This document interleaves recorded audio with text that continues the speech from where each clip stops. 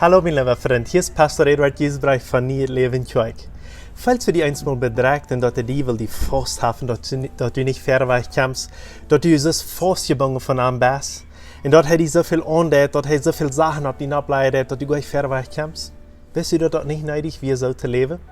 Das sage ich in 1. Johannes 4, Vers 18, dass der Beiser uns nicht andauern kann, wenn wir Gott seine Kinder sind. Wir sind in seiner Hand, er hat die Kontrolle über uns.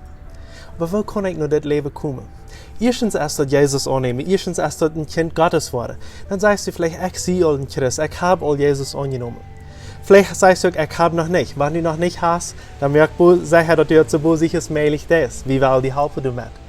Aber wenn du das all hast und trotzdem fühlst du dich bedrängt und du fühlst dich so in eine Macht, dann lehre als ein Kind Gottes zu leben, dann lehre ein Kind Gottes zu sein, das zu erfahren. Und wo kannst du das tun? Du musst täglich an das Wort Gottes leben und mit das Wort Gottes top leben. Das Wort Gottes muss Part von deinem Leben sein, auch das Gebet. Und dann hast du noch ein drittes Denken, das ist die Gemeinschaft.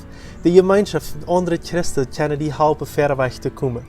Die können mit die top beten und die können die helfen, die Bibel besser zu verstehen.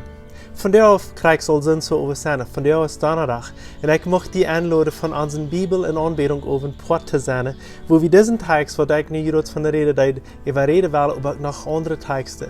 Und wo wir top wasen wollen und wo wir top wollen, lernen, Kinder Gottes zu sein und verweicht zu gehen. Ich wache auf die. Ich schicke eine Umarmung nach die und bete zu uns.